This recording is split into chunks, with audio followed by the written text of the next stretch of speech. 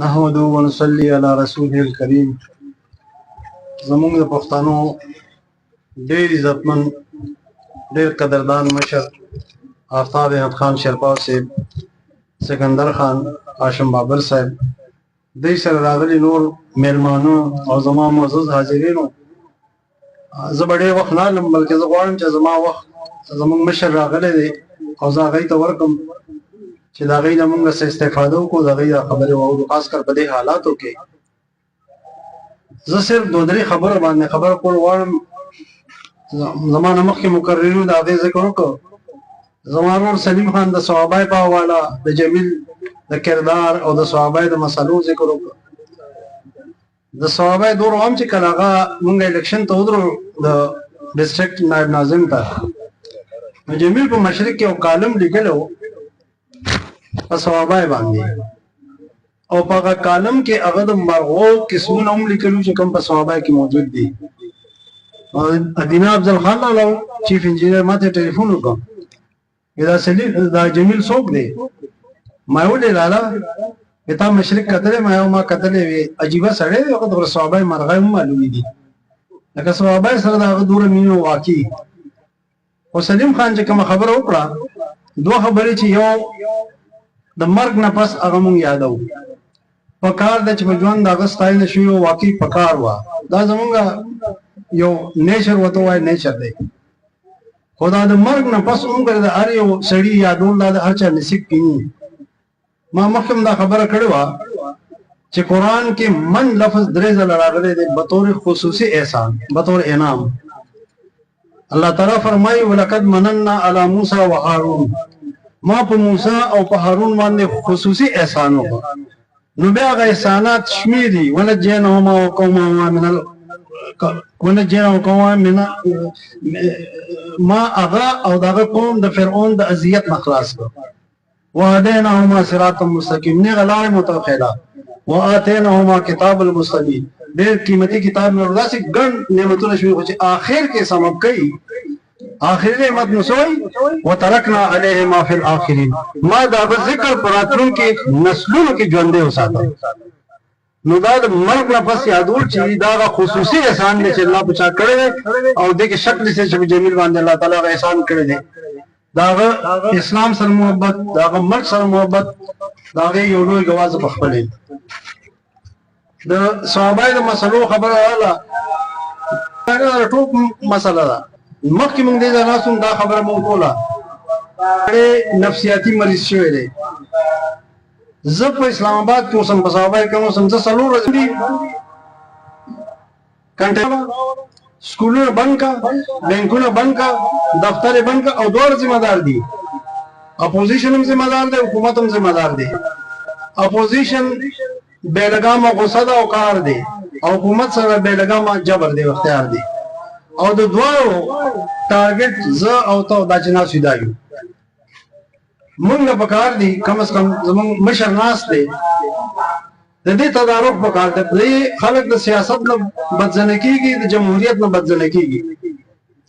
ولې د جمهوریت په نوم دا ټول کار کیږي، د سیاست په نوم دا ټول کار کیږي. ما تاسو ته وایي چې خلک بالکل د دې نه پس خو بیا یو صفاق ډیکټیټر توقع کوي، خلک چې راځي چې موږ خلاص کړو.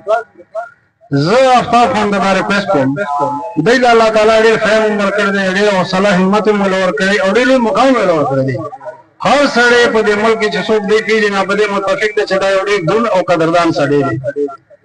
زه وایم چې دی راپاسي او په ملکي سطح دې ورور ادا کړي، د دې اذیت نه او د دې تکلیف نه دې خلک خلاص کړي. او دا نظریه او دا لاره د جمیل وه. زه دا درېیم ریفرنس چې کوم د هغه په ریفرنس کې د هرې پارټۍ خلک موجود دي، د جمعیت موجود دي، د جماعت اسلامي موجود دي، د مسلم لیگ موجود دي، د ان پی موجود دي. دا ټول د صحابه معتبر او معزز خلک دي. پریس والا په هغه باندې تعزیتي ریفرنس کوي، وکالات کوي، خلک په دې ټول. نو هغه خوبي دا وه چې هغه سیاسي اختلافات په سماجي تعلق باندې نو اثر انداز کړي. نن هغه صورتحال په قومي سطح نشته. نو زه دوی ته دا درخواست کوم چې دوی دې په دې کې رول راکړي. دویمه هغه سره به زما ډسکشن کېده د هغه په سیاست هغه یو پروګرسیو پالیټیشین و پښتون قومپرست و. ما ورته ویل جمیل عبدالله او بل یو افغان و دا پښتون وحدت خبره چې کېږي د دې څه مطلب دی؟ که ته چېرې پښتانه یو کې د دې لپاره چې د هغوی حق حاصل کړي نو د هغې خو درې صورته دي، یا به کابل والے پښتانه به یو کې، یا به د ایټمي پاکستان والے پښتانه به یو کې، او یا به دواړه والے به یو کې. باندې د دې وړ صورتحال کې یو کېدی شي؟ وینه دا خو نشي کېدی. نو بیا یې حل څه دی؟ موږ وایو چې د پښتنو مسلې دي، د پښتنو حق تلفي کېږي، د حقوق نه محرومه دي، زیاتی ورسره کېږي، امتیازي سلوک ورسره کېږي، حل یې څه دی؟ وایي ته راته ووایه. ما زه خو هم چا دا دی چې پښتانه د یو ښه لیډر لاندې متفق شي او هغه له پارلماني قوت ورکړي. جلسې جلوسونه نیول نه کوي، پارلماني قوت دی ول ورکړي چې کله ول 20 MNA ورکړه نو بیا به هغه د اسلام آباد حکمران ته ډیکټیټ کوي، دا مجبور وي. نو ما خدا هم به دا فیصله وکړه چې پښتانه به په پاکستان کې اوسي، پښتانه د پاکستان ملکیت واخلي او هغه په دې طریقه اخیستی شي. نو ما ته دا خبره وکړي ته خدا خدای یو کس دی، نو ما څوک دی؟ آفتاب احمد خان شیرپا. ما دې کې هېڅ شک نشته.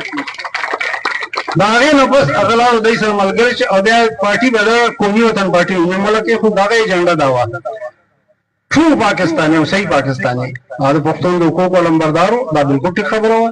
پښتنو سره زیاتی کېږي دا هر څوک مني او د هغه د پاکستانیت لوی ثبوت که چې ګورئ نو په ډیورنډ لاین باندې هغه درې کالم وګورئ چې هغه لیکلي. داسې مقدمه خدای شته د پاکستان لوی وکیل هم نشي پېښ کولی چې څنګه هغه پېښ کړې وه. زه ډېر ټایم نه لرم، زه غواړم چې تاسو ټول د مشر د خبرو نه استفاده وکړئ. جمیل باندې ټولو ډېرې خبرې وکړي. صرف آخر کې دا ریکویسټ کوم چې زما خپل یو پروګرام دی چې په جمیل باندې د قومي سطحې ریفرنس کوم مسافر کړي. دا موسم لږ ښه شي. زه به بیا آفتاب خان صاحب ته درخواست کوم د دې ټولو ملګرو ته او د صحابه چې موزي د بار به انشاءالله مېلمانه راغواړو. پکې یو ډېر لوی کردار او د جمیل خان دا رشته دا زموږ ملي رهبر آفتاب احمد خان شیرپا سره د قومي وطن پارټۍ د جوړېدو وخت نه وه. دا ډېره د مخکې نه د 110 کالو مخکې نه دا یو رشته وه چې هغه د پیپل پارټۍ په حواله وه او مشران ناست دي، سلیم خان هم ناست دی، رشید لا هم دی، نور کامدار خان کاکا دي، دوی هم راغلي دي چې دا د هغه ملګري پاتې شوي دي، دوی به هم خبرې کوي.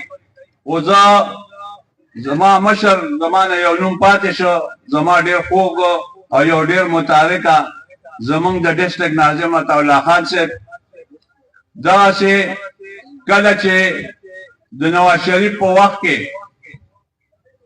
د لانګ مارچ اواز زمونږ ملي رهبر چې لانګ مارچ به د حکومت خلاف، نو تاسو یقین وکړئ چې ما ته رده شپه دا یادېږي چې موږ د سوابۍ نه تر جهانګیري پورې پیاده تللي وو چې پټرول پمپونه بند وو، ګاډي بند وو.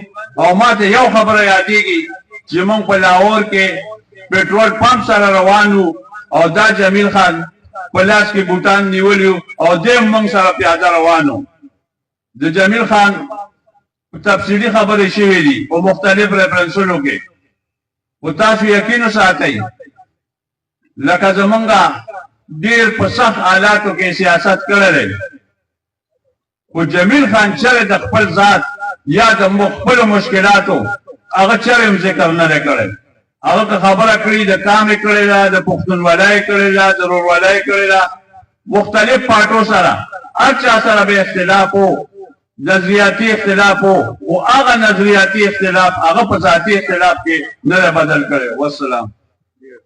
زمونږ مشر آفتاب خان هم ناست دی، صوبۍ سند سکندریات خان هم ناست دی، هغوی ته به خاطر ووایم او زه خپل باقي وخت هغه دی ته پرېږدم.